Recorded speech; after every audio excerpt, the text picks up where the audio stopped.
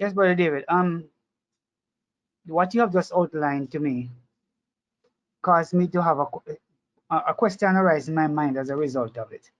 And the question is the abomination of desolation a separate event apart from the mark of the beast? Are there two different events that's going to take place, or is it one and the same? What's the relationship between those two? The to give you a perfect answer to that question, I would have to have a perfect understanding. It's difficult to say that it is the same or it is not the same. Okay, in my understanding, I've thought of it as being the same event. I think Brother Matt and I discussed that some time ago too. I've looked at it as the same event, right? And I believe it is the same event, but I'm not going to say I'm absolutely correct about that. But there are certain principles of interpretation that I've tried to follow, and based on those principles of interpretation, I think that they equate to the same event. But time will tell. But the phrase says that the desolation that makes desolate. I think that's how it is written in one of the prophecies, right? So Yeah. what the desolation in this sense doesn't it isn't it a spiritual desolation? Is when I think about the condition of the world when the world was made desolate for a time in the time of the flood, for example, God had withdrawn His spirit because man had rejected God. In case of the Sodom and Gomorrah, it's the same thing. They had rejected God and gone so far, and God had withdrawn Himself.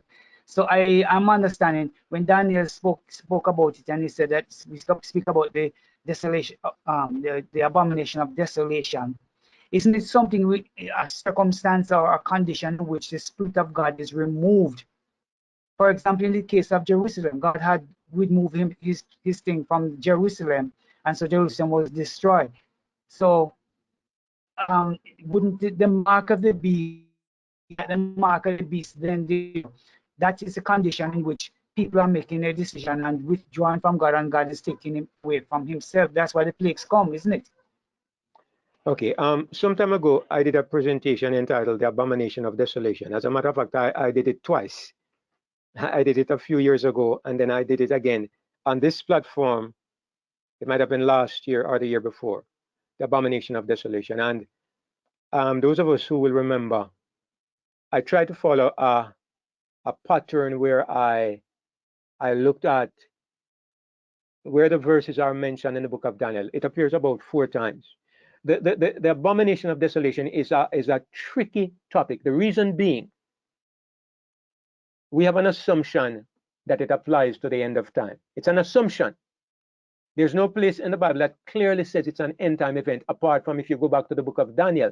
And in the book of Daniel, the prophecies of Daniel are still up for consideration as to exactly what they mean. The thing that we focus on a lot is what Jesus said. Now, Jesus says, when you see the abomination of desolation spoken of by Daniel the prophet, he takes the prophecies of Daniel and he applies it to something. And what he applies it to, it's very clear that primarily he was talking about something that was to happen to physical Jerusalem. You can't get away from that, because he says, when you see the abomination of desolation standing in the holy place, or standing where it ought not, then he says those that are in Judea are to flee to the mountains. He makes an application specifically and primarily to the people who are in Judea. So Jesus applied it to his time.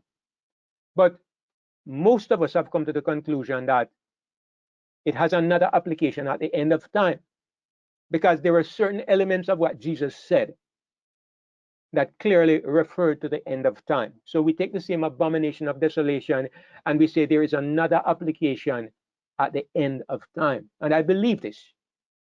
So here's a question. How do we interpret the end time abomination of desolation? You mentioned something, Ian, that I'm very strong on. And it is that the elements of the last crisis are going to be, to a great extent, spiritual elements. I believe very strongly that for reasons that we have discussed on this platform over and over, the battle that is going on in the world is a battle for the mind. And when I say a battle for the mind, I mean a battle for the loyalty of people. So when you talk about the abomination of desolation, is it something that involves, you know, as you said, is it a spiritual thing or is it a physical thing? I'm going to show you how Jesus applied it. If you go back and look at those videos that I did, you'll see that the word desolation, I looked at it, I looked at the way it is used in Isaiah, Jeremiah, and these books, and you see that the primary meaning of desolation is to be left, to be abandoned. To be left desolate means to be abandoned. Now, it is sometimes used to refer to the state of a country when it has been depopulated, because, for example, when Israel was depopulated, the people were taken away to Babylon, the land was left desolate. But remember, when you look at the Old Testament type, you are looking at physical things. When you look at the New Testament application, we are looking at spiritual things. And Jesus gave us an idea of how to apply that word desolation when he said, remember what he said to Jerusalem? How many times would I have gathered your children together as what? As a hen gathers her chickens under her wings. And then he says, I see you, Brother Ray, I see you. And then he says, behold, your house is left unto you, what? Desolate. And what did he mean? So if you ask that question, what did Jesus mean when he says your house is left unto you desolate? What he meant was that, what I understand him to mean was that Jerusalem was left without any defense. What was coming upon Jerusalem? She was without any defense because her house was desolate. And this desolate here means that the Spirit of God had departed from Jerusalem. God's Spirit had left Jerusalem, and so it was desolate. Desolate in what sense? Desolate of the presence and the protection of God. That's what it meant. And so I understand that the primary meaning of desolate in a spiritual context, as we are looking at it today, the meaning of desolate means that the Spirit of God is no longer protecting or involved in a certain thing or in a certain place. Whatever it is that the abomination of desolation refers to, it means that a certain place or a people or a thing or whatever has been made desolate. The Spirit of God has completely abandoned it. And that is what makes way for whatever is to come, because the Spirit of God has been taken out of the way. All right, I see that Brother Ray wants to say something. I'm not sure if Brother Ian had another point, but go ahead, Brother Ray, and if anything, I'll get back to Ian. Yeah, from what we have learned together, studying about desolation simply means you're left alone. You know, that's it. There's no hope. Uh, but there is a place of return, as in certain circumstances, like Jerusalem, the house was left desolate, but yet there was a chance there for them to get away from the place, and then some people got destroyed, and then they were able to make their lives again. But when it comes to a mark, as an illustration, it's like you go to a supermarket, you have your fruits there, and here comes a guy, he marks the fruits that are too ripe, and you can't sell them, so they have to come off the shelves. There's no way those fruits are coming back. They're marked for destruction.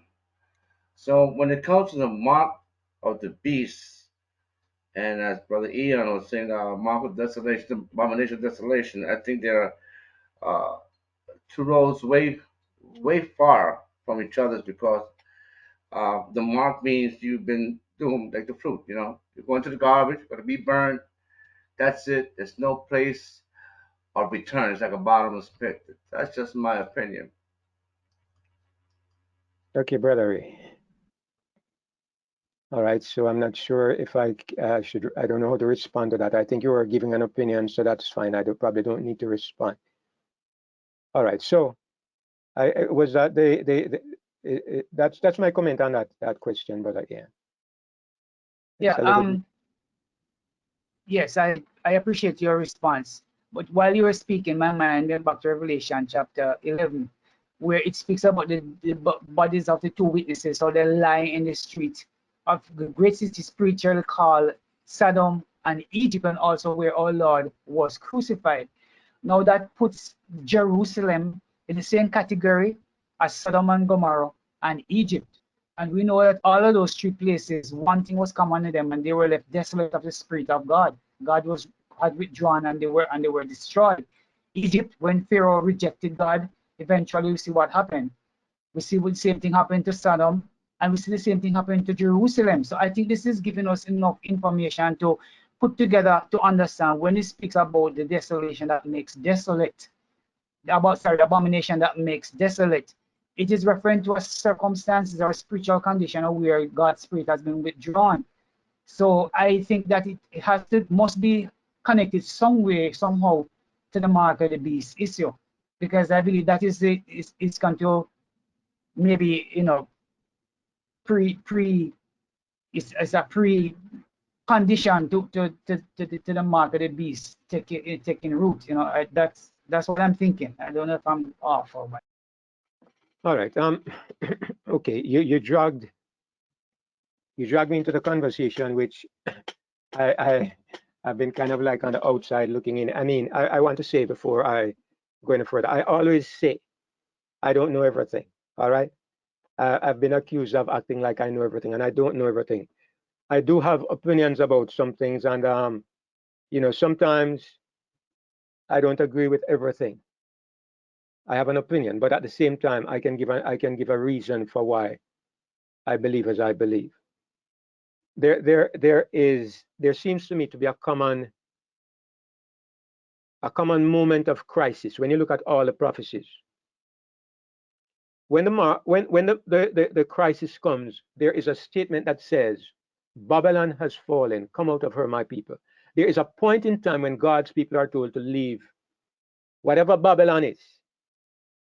And most of us, I think, will agree that Babylon refers to the great system of false religion. I don't know if I should get into a study on the abomination of desolation this evening. But anyway, I mean, as I said, there are already a couple of videos that I did from years back where I expressed my understanding.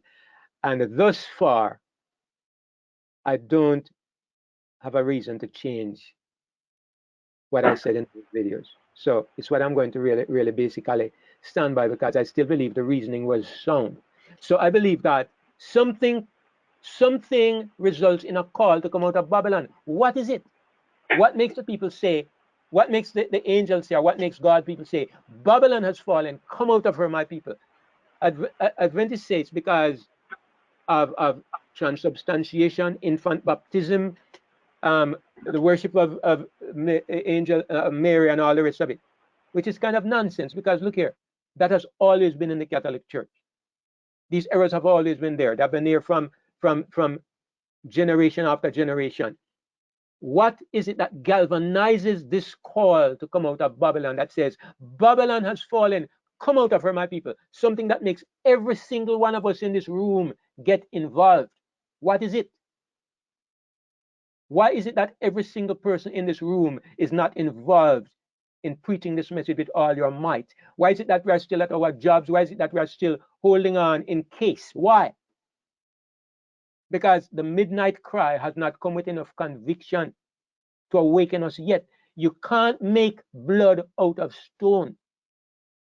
Something is to happen, and when it happens, you and I, if we are God's people, we won't be guessing about anything. I won't be telling you what to do. Something is going to happen. There's going to be an awakening like this planet has never seen. The Bible calls it the midnight cry. It refers to the call to come out of Babylon. Something happens that God's people know. And it seems to me to be similar to the abomination of desolation, the midnight cry, the call to come out of Babylon.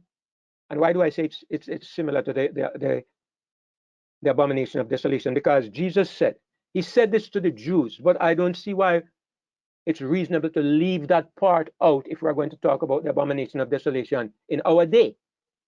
Listen to what he said.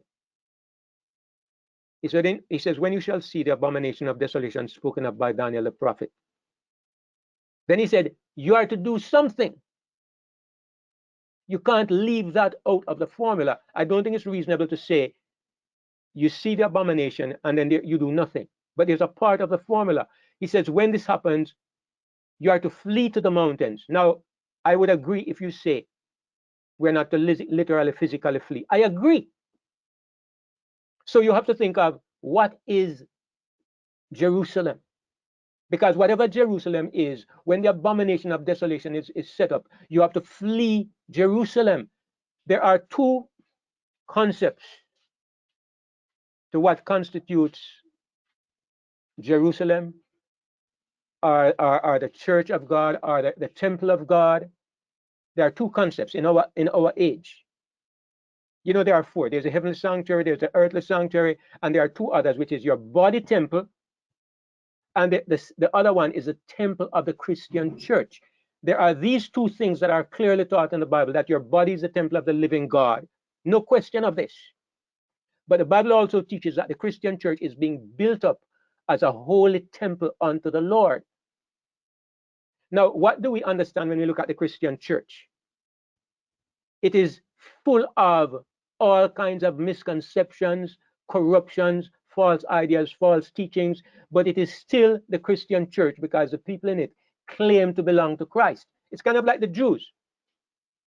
The Jews were God's people, but how many of them really belong to him? But they bore the name. So what I see is that you look at the question and you say, when it says the abomination of desolation standing in the holy place, you look at Jerusalem in the past and you say, okay, something entered Jerusalem, and that was a sign for God's people to get out. If I just take it at simple face value, I see what it is saying is that something enters modern Jerusalem or modern Israel, and when it enters, it is a sign for God's people to get out. And it corresponds to the call that says, Babylon is fallen, come out of her, my people. Both statements seem to be talking about the same thing, in my opinion. And like I say, I can be wrong, but I want you to understand the logic that I'm operating on. Because to me, when you tie them together, it makes complete sense. So I have to make the decision. Are we talking about your individual body being the temple? Or are we talking about, in this prophecy, the church being the temple? Now, if you say that my individual body is a temple, then I don't understand when it says, when you see the abomination of desolation standing there, you have to flee. You have to flee from where? Flee from the temple, flee from Jerusalem. Where do you flee from Jerusalem if you are the temple? If you are Jerusalem, where do you flee? You can't go out of your body. But if we say it applies to the Christian church, it makes perfect sense, because God does say to his people, get out of the churches. He does say that. When do they get out of the churches? Some of us have been preaching for many years that it's time to leave the churches, but I've never really preached that. I've said to people that if you don't have anywhere else to worship, you can stay in the churches. I've said this, okay? That's my own perspective. Why? Because I don't believe I've seen that sign yet that says get out of the churches, but I see it happening. I see something happening that is saying to me that these churches are reaching a state of low, a depth in their relationship to God that is the absolute pit, the depths, that anybody who stays there anymore is jeopardizing his salvation. So this is how I look at it. Now I saw somebody post, it could have been Sister Esther, that says Jerusalem and the temple are two different things. And I agree. But at the same time, I would ask the question, when it says that the abomination of desolation stands in the holy place, did that apply to Jerusalem or did it apply to the temple? I'm kind of covering the basis by using Jerusalem and the temple interchangeably, but I know there are different things. But if you look at the history of what happened to Israel, what happened to Jerusalem, first of all, those of us who remember the story, the armies of Thestius approached Jerusalem, and they stood surrounding Jerusalem. They never entered Jerusalem. They never touched Jerusalem or the temple. They didn't. They surrounded Jerusalem, and then they withdrew. And what then? That was a sign to get out of Jerusalem. It had nothing to do with the temple. It was a sign to leave Jerusalem. When the armies approached Jerusalem, that's the time. When the armies withdrew, then they were to leave Jerusalem. 3 years later, the Roman armies came back, and they were led by the Roman general Titus. This is the time when they planted the Roman banners in the temple and on the walls of Jerusalem. By that time, it was long too late. It was 3 years too late. Nobody could flee at that point. At that time, if you were still in Jerusalem, as we say in Jamaica, dog nyam your supper. The dog will get your supper. If you were still in Jerusalem by the time the banners were placed in the temple or on the walls, it was too late. You had to leave when they came into the environs of the city 3 years before. That's when you had to get out. So what I'm really saying is that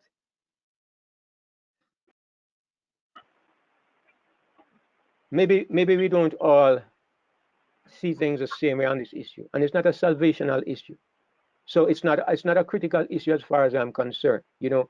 But it's still important to me because it raises a question of how do we interpret the Bible? It raises that question, and for me, I think that's an important question. I still want to put the pieces together in a way that can make sense to me. Some time ago, somebody asked me, why do you think that you're always right? And I almost felt guilty when the person said it, because it's like it was an indictment. And I wondered, am I really like that? Am I really like that? I don't want to be that person. Like I think I know everything. Because I don't. But I still ask the question, what do I do then if I have a different opinion? I mean, I can keep quiet and just keep still, which is what I probably, you know, can do. But then, you know, if somebody asks me a question, as Brother Ian asked a question, I still have to say what I believe. And I still have to expose all of us to the principles behind why I believe what I believe. Okay? So I just hope that is a good enough explanation, that you understand why in this matter, because I understand this has been an issue. I wasn't here, but I understand that this is something that, you know, everybody has been exposed. So I saw some comments in the chat this morning that were a bit troubling. I didn't get into it because, as I said, I don't want anybody to think that I think I know everything. But some of the remarks were hard and uncompromising, and it was troubling. And I think when it comes to prophecy, you know, one of the things is my friend Ken Corklin, he disagrees with me terribly when it comes to prophecy. But we remain friends, and we still invite him to our camp meeting, and we still fellowship together up to this point, and I appreciate that, because I'm one person who believes that prophecy is still an open book, and the best we can do is follow careful principles and see how the Lord leads us in the future. The thing is that prophecy is coming at us; it's not going away. Okay, one of the things that is very easy to do right now is to sit back and see what happens. Okay, I'm not planning to sit back and do nothing. No. I have to keep on teaching the things that I understand and what I believe. But what I mean is, some of the things that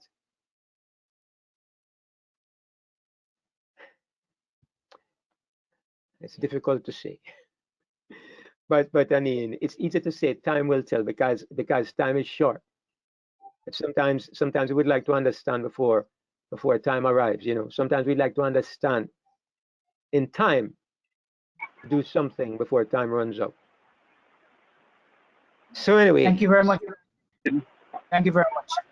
I'm sorry to take you off the main topic a little there, but we can return to Revelation. Thank you very much. Brother David. yes, brother Modest. Um, getting back to I just want to make a point on what was being discussed with the desolation, that the whole desolation thing that is mentioned. To me, I'm just saying, to me, I may be wrong, but to me, what I get from the Bible is that this will happen to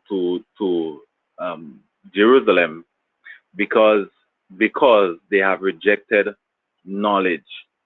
They have rejected knowledge, and therefore the desolation happens to them. Now, like you mentioned, it is a spiritual something that's going to happen, and I believe so. It will be a moral fall that they're going to experience. They have rejected knowledge. Because I did a study on it, and I watched through the different chapters in the Bible, and it mentions that my people are perished for lack of knowledge. All of these different texts there, and it says, because they have rejected knowledge, I have also rejected thee, and so forth. So I believe this is a prophecy. God says that he's gonna take away the water and the staff, the whole water, the whole sea of bread, everything is gonna take it away. And he mentions the staff there in Isaiah chapter 3. All the different people with the different characteristics that they have, he's gonna take them out from the earth, because the reason is because the people don't want knowledge. They don't want to hear of him. So I believe that this will be the world that we're gonna face in, which we are already facing. That people don't want to hear about God, and therefore you're seeing that His people, God's people, those who stand for truth, they will be taken out of the way, and many of them will fall. And until even the internet, they're setting up the internet that you can't even mention Christ anywhere. Someone on Facebook posted, Jesus died for you so that you might be saved, and it was taken down, and they said that this is not a safe post for the rest of the community. And they said, they came back again. They said, we reviewed it, because the guy said what's wrong with the post. They said, we reviewed it and it's not acceptable on Facebook, so they took it down. So I believe, like, you're gonna get an environment or community, the entire world, a system is gonna be set up that you can't even mention Jesus. You can't. The churches, everything like that will be corrupted. That no truth will be given to the world, to the people, and they will try to block it as much as possible. That nothing, the world will get nothing, the people will get nothing, the multitude will get nothing, and this will bring desolation, I believe, because I I don't know, but I did a study on it, and that's what I found, that it will come down to desolation through that way, and that's what you're seeing now. Most of the world leaders, they're saying that the next war is going to be a war on misinformation, all of these things. So I think that's where it's heading to. That's my take on it, and to me, that's what I see. Yeah, okay. Thank you, Brother Frenchy. One of the things that really is central to our discussions, and I tried to highlight it this morning, is the question of how we look at the things that are before us. There are two different elements that are fighting for the supremacy. I see your mic unmuted, Brother Ray. I'll soon get to you. There are two different elements that are fighting for the supremacy, and one of them is that if you listen to, if you watch, I mean, the internet is full of information, whether it's about Trump and Biden, or about AI, or about DNA manipulation, or about the recent thing. I don't even want to call the name so that they take down my thing. It's full of information. Okay, this information, all of it, it makes people get alarmed, and it panics people. It's focused on physical things. It's focused on physical things. And let me say something. If you had lived in 1944, what would you have said? How many millions of people died? There was a world war. It was not just like with Russia and Ukraine. It was a global catastrophe where millions, if you are going to apply desolation physically. That was desolation. And then a few years before that, there was World War I. If you're going to talk about desolation, those were desolations. Millions of people. One bomb they dropped on Hiroshima, I think it killed 250,000 people at one blast. One atomic bomb, 250,000 people dead in one instant. If you're going to talk about, if you're going to apply the word in a physical way, then I would say we ain't seen nothing yet. But then it comes back to the question of, should we, is God focusing on physical disaster for his people? Or is he focusing on spiritual issues, mind issues, spiritual issues, where Satan brings us through a physical crisis to the place where we have to make spiritual decisions? That's the point. The battle for the planet and the battle for the universe is a battle of the spirit and of the mind. And I would say while the whole world is chasing after physical catastrophe and physical issues, they are focused on these things. We need to be aware of things that are happening. I'm not against this. I'm aware of it. But what I'm saying is that, brothers and sisters, the battle is a spiritual battle. The battle is the battle for loyalty to God. And that is where we need to focus our interest. So I think the desolation, I don't think the desolation is saying that there's something that is going to cause a lot of people to die. That happened in World War II, World War III, the Black Plague, the bubonic plague. And if you want to say a certain thing has been killing people, it has been happening long ago. Maybe it took on greater impetus in recent times. But I think that when you talk about desolation, the first default position we should think of spiritual desolation. What does that mean? Because that is what you see happening when you look at all the prophecies. You see a point come when the two witnesses are killed. You see a point come when God's people have no more power. You have something that happens that leaves Babylon in such a condition that God's people must get out of her or partake of her sins. So I am heavily inclined to the idea that the desolation is a spiritual desolation and not a physical one. Brother Ray, you can go ahead. Yes, Brother David. Thank you for your time and for all of those participating with their ideas, because this is something that you can have many different opinions. Last week, Brother Howard was talking about the mark, and it was coming down towards vaccination. So we're talking about the mark of the beast, and I find it very difficult to connect that with abomination of desolation. We're talking about a mark, because when you talk about one thing, the mark of the beast, which means that's it, you're either saved or you're not. It's different than the desolation of desolation. So I kind of feel, David, that somehow these questions do not allow you to finish to bring out that mark. What is this mark? That's what I want to know about. That's where we started from, not the desolation. The mark. What is it that the world does to receive a mark that it was polarized in two sections? One is going to be saved and one is not. Because the honest truth is, when the mark of the beast comes, I believe that's like my own interpretation. I believe that the proclamation of the gospel, it's over because it's been decided. But there is a point though where the mark starts. If I'm wrong, then correct me. Because that's what I want to know, the mark, not the destination. That's what I want. So it seems like the questions, somehow it kind of steers us off, and it's hard to understand. Yeah, the mark, Brother Ray. If I could tell you what the mark is, I would have the key that everybody is looking for. Okay, so I can't tell you, and nobody can tell you what the mark is. We can only, I mean, of course, we can only give opinions, right? But I know that I don't know, but I have ideas. Okay, but as I said before, who is to say I'm not wrong? So, but here's what we can say about the mark. Here's what we know.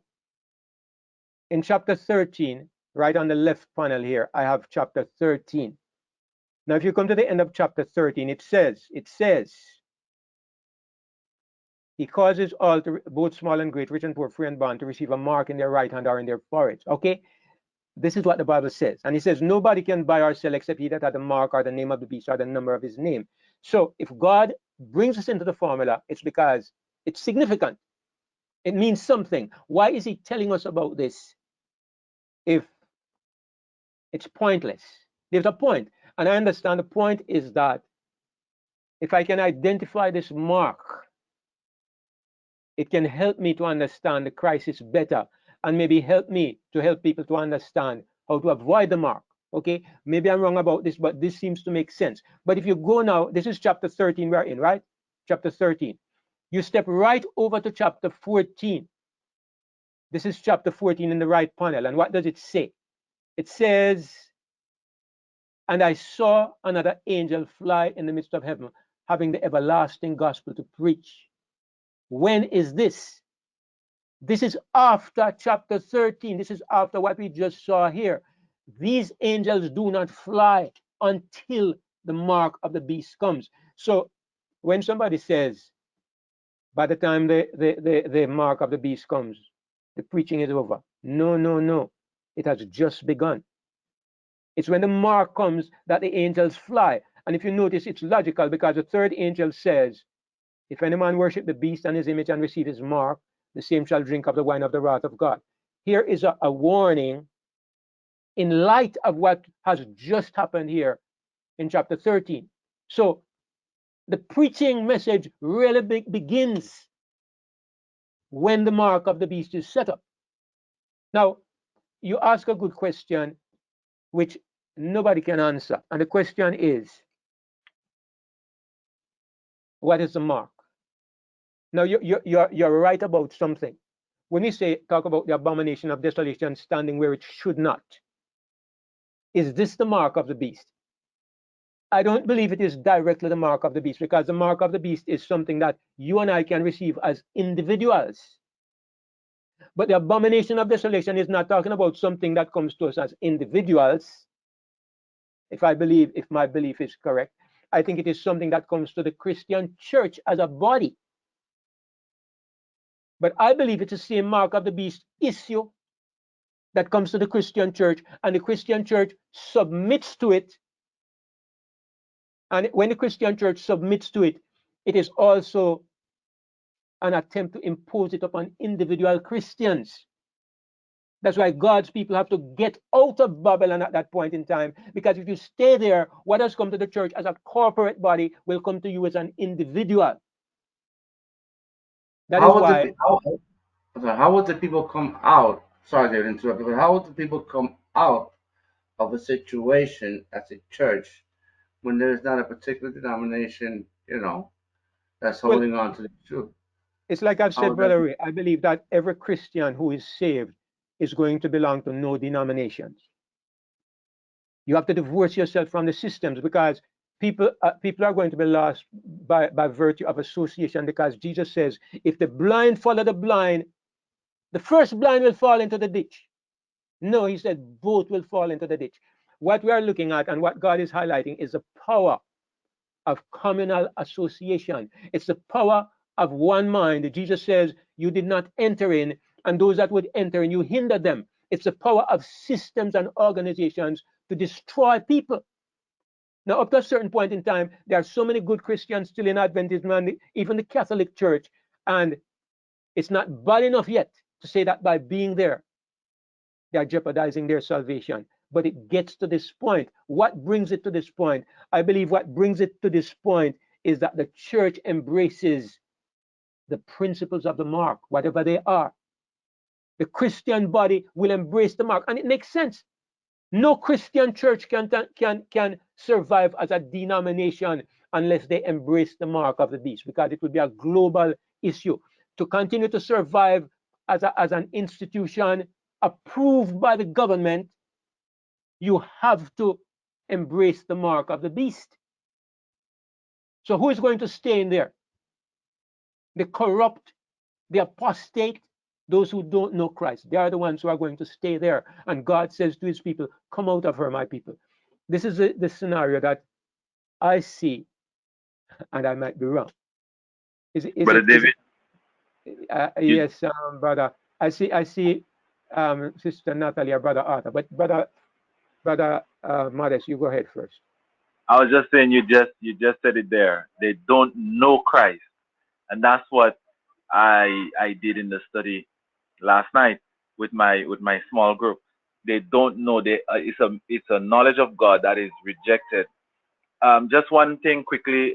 In Ezekiel 7 verses 20-22, it says, "My face will I turn also from them, and they shall pollute my sacred place. For the robbers shall enter into it and defile it, and make a chain for the land, and make a chain, for the land is full of bloody crime." So it tells you that because of these things, that there's gonna be also a physical war, like bloodshed, and just like in other things, it says blood toucheth blood, and so forth. So you're gonna see that this will bring um, like a physical war, people fighting each other, and I don't know, but it says that there's a lot of violence. There's gonna be a lot of violence. Like in verse 11, it says, "Violence is risen up into a rod of wickedness."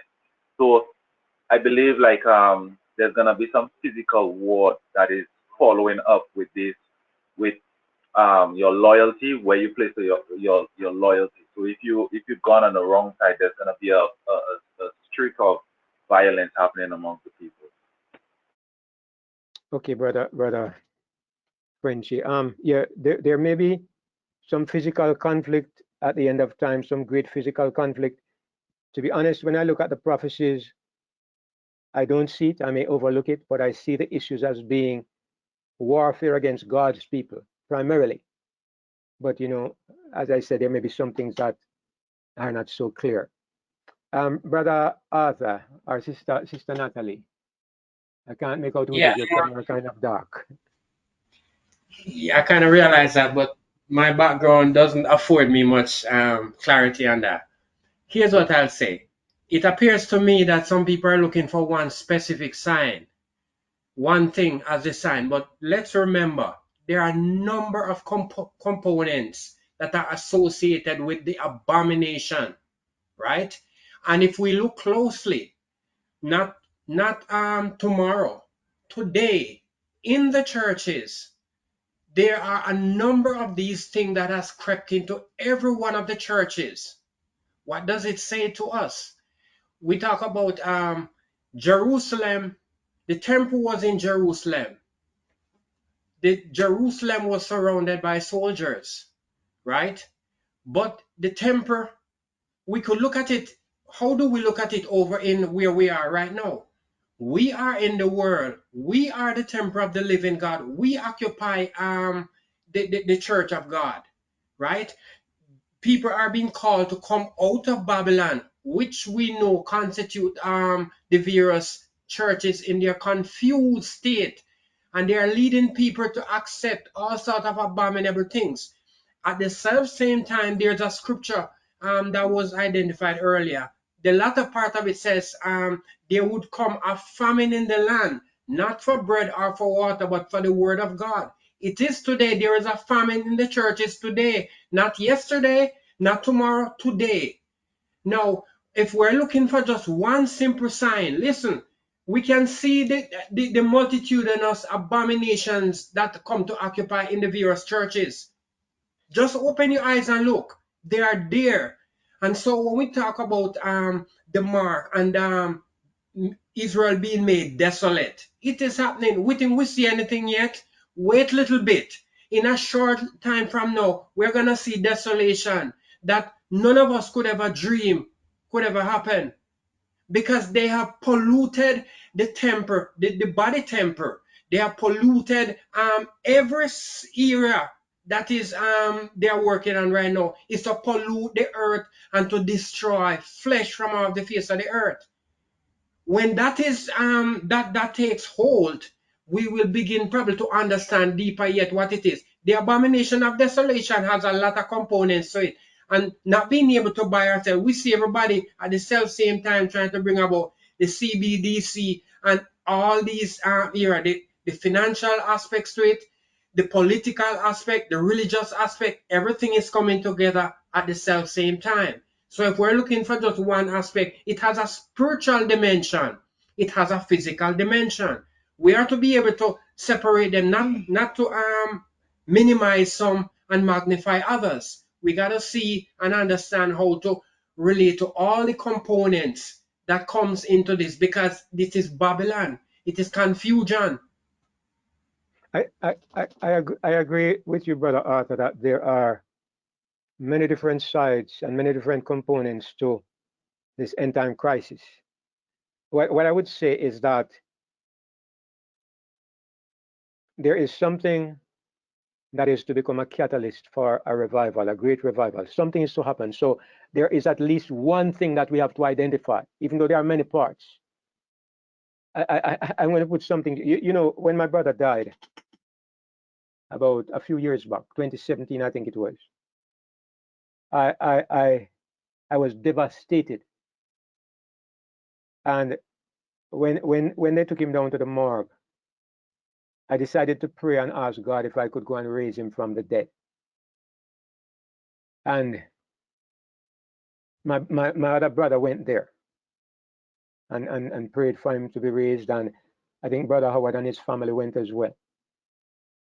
I wanted to go and I didn't go. I decided I was going to spend a night asking God to give me a sign.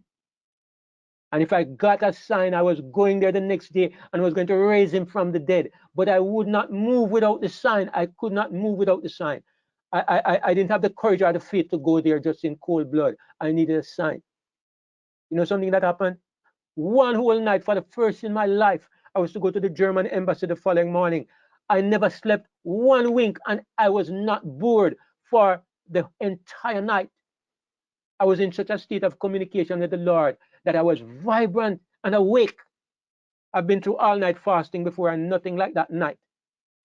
You know something? I started to read the Bible. Everything I saw was telling me that I should go and raise my brother. I saw things that Jesus said. I saw the song 4 days late. When isn't it great? When he's 4 days late, he's still on time. Everything was saying, go and raise your brother. You know what happened? I never got the sign from him that I was looking for. But afterwards, you know what I realized? Everything I was seeing was telling me what I wanted to hear. They have a name for it. It's called confirmation bias. There's a thing in our brain called reticular activating system. I don't know if you ever heard about it. But for example, when I wanted to buy a car and I wanted to buy a Toyota Corolla, I was on the road every day and I never saw Toyota Corollas. When I started looking for a Toyota Corolla, everywhere I look, I saw Toyota Corollas. And it has happened to me each time that I'm looking for a car. As soon as I get focused on a certain car, everywhere I look, I'm seeing them. It's called the reticular activating system, which means that if you put your mind in a certain direction, everything begins to tell you, this is the way. Now, I've become afraid of myself because of this. I've become afraid of myself because I've learned that it's easy to deceive yourself. So I've done it in the past. I remember when I was into healing.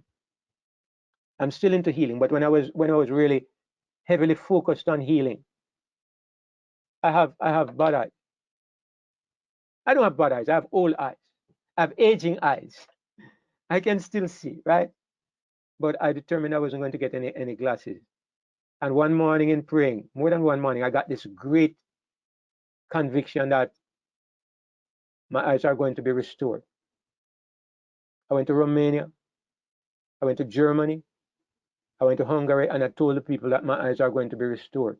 For a couple of years afterward, there's a little lady in Romania. She keeps writing to me and asking me if my eyes have been restored. Eventually, I had to get glasses.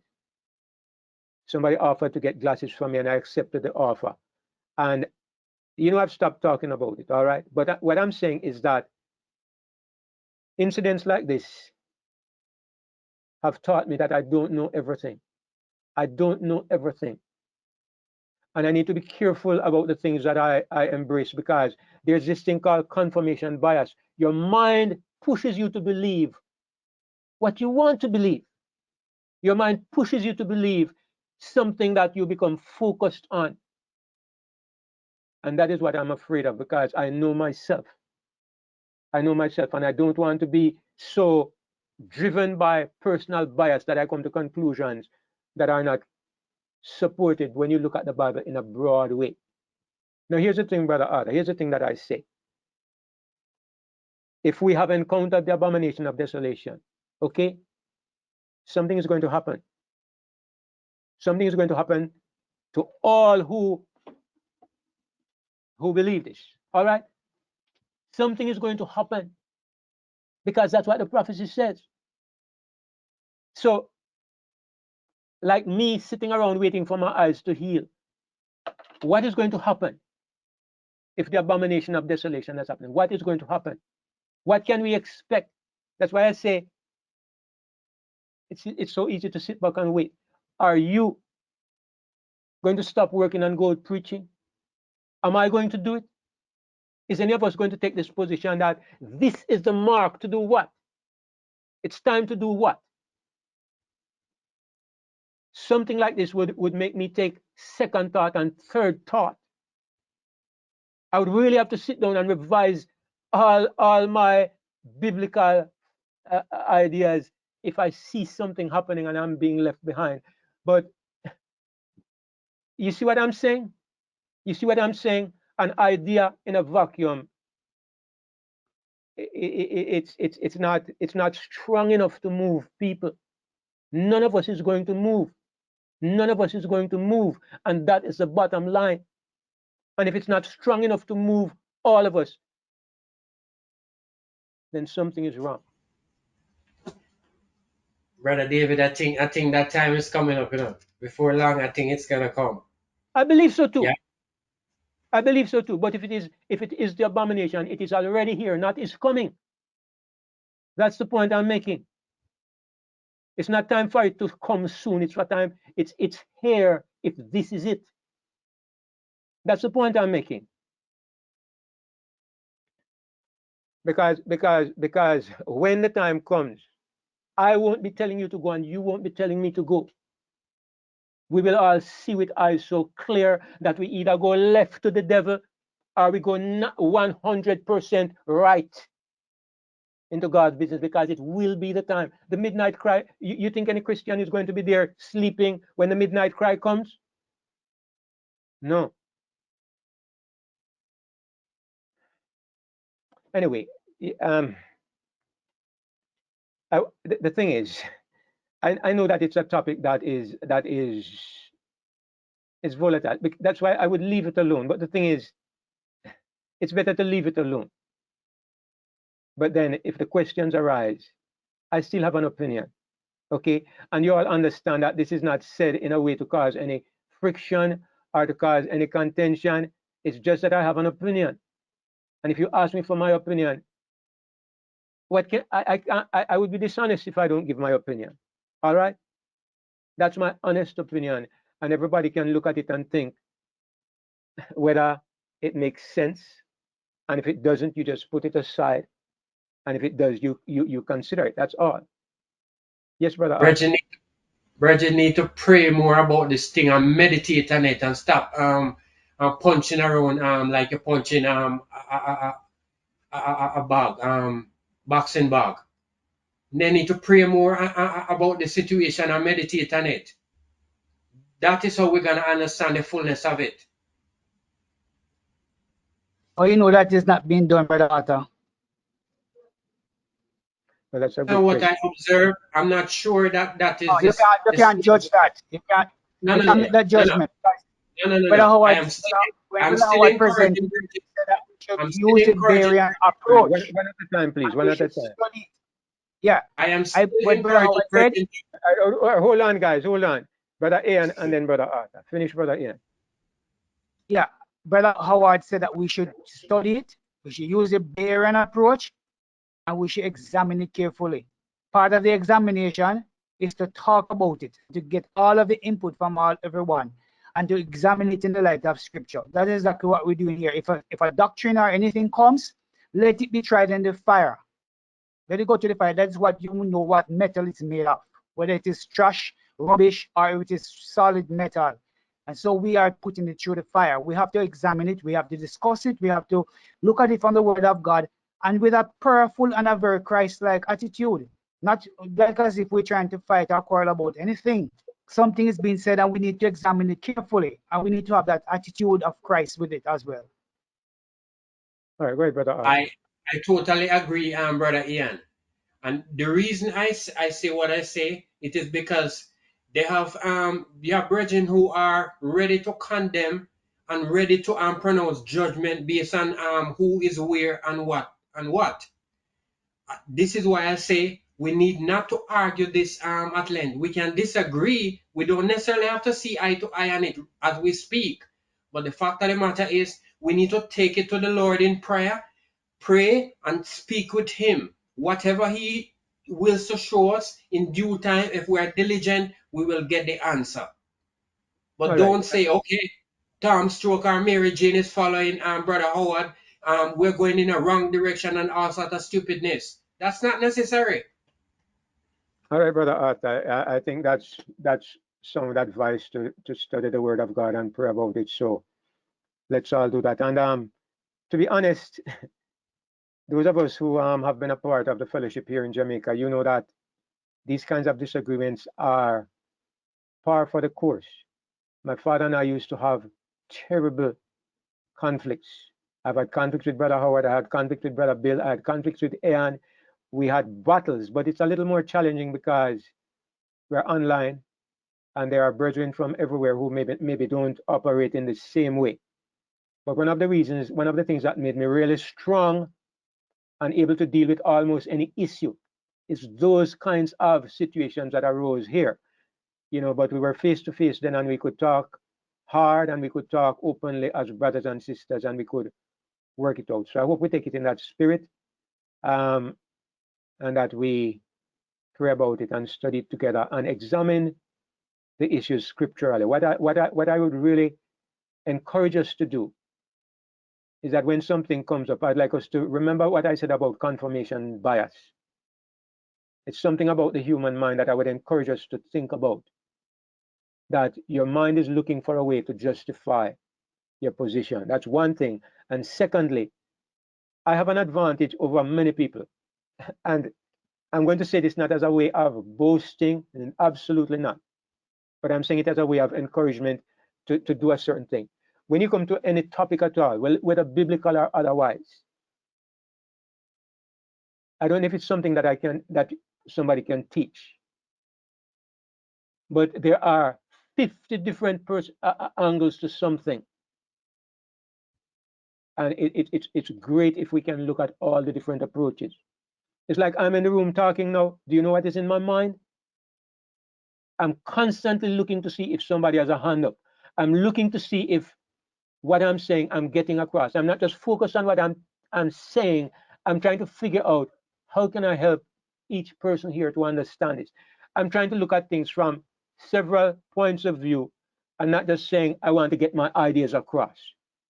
I also want to get my ideas across in a way that you can understand and you can see where I'm coming from. You have to look at the consequences of what you are saying and how they're going to affect people and how they're going to affect the situation. That's why if it were up to me alone, I guess I would have just let the matter rest unless it has to come up sometime. I mean, I already have 2 videos out there entitled The Abomination of Desolation. But if the question is asked, as I said, then I have a responsibility to give my opinion. But I hope we don't make it into a crisis because it's just a little disagreement, and I hope we'll leave it at that. But Yes, brother Frankie. just a small point I wanted to make. I think earlier brother also said that there are different points or different signs we need to look for. I think these are just the details of the general view. How do I say it? It's just one. The main thing that they have done, the churches have done, is a rejection of the gospel, and because of this, then you have the acceptance of LGBT or the whatever different gospels, false gospel they have accepted, and so on and so on. So these are the different things. Is just generally they have rejected truth, or they have rejected the gospel, or they have rejected God. They have rejected Christ, and as a result of this, then all sorts of abominations are coming in.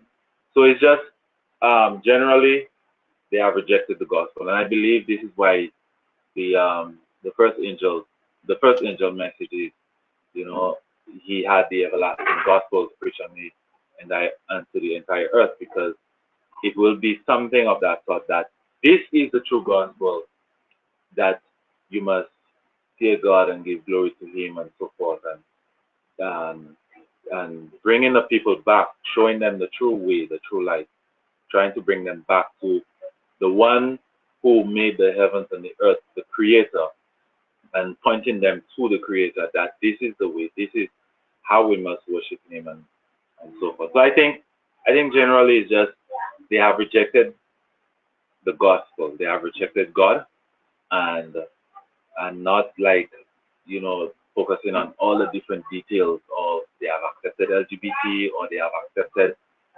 this, they don't know what's a woman, they don't, you know, they have accepted the Trinity. They have, all these are just different results of them rejecting the gospel. Yeah, they're all of that is there, brother Frenchy. Just don't. I don't think we should let it cause us to lose sight of the fact, though, that I think there is something specific. I think there's something specific, because people don't respond to generalities. Okay, it's like the bullfrog syndrome, where the water gets gradually hotter, gradually, and the bullfrog just adjusts his temperature. There is a reason why the wise virgins arise and trim their lamps, and it's something that causes them. It says at midnight there's a cry made. Something specific causes God's people to realize it's time to get out of Babylon. Otherwise, why aren't they out already? I mean, you and I are out. I think most of us here are out, but God still has people in there. And sometimes, you know, it's like Lot. It's like Lot and his family. I view the call to come out of Babylon as the angels coming down and grabbing Lot by his hand and dragging him out of Sodom. There comes a point in time when, if you have anything in you for God, you have to get out. It's not an if or a maybe or a perhaps anymore. And I think that that's something identifiable, but we are still yet to see clearly what it is. But I can tell you that when it arrives, we will know. And God's people in Babylon will know. And they'll be so disgusted that they will leave without anybody even telling them that they have to get out. So that's how I see it.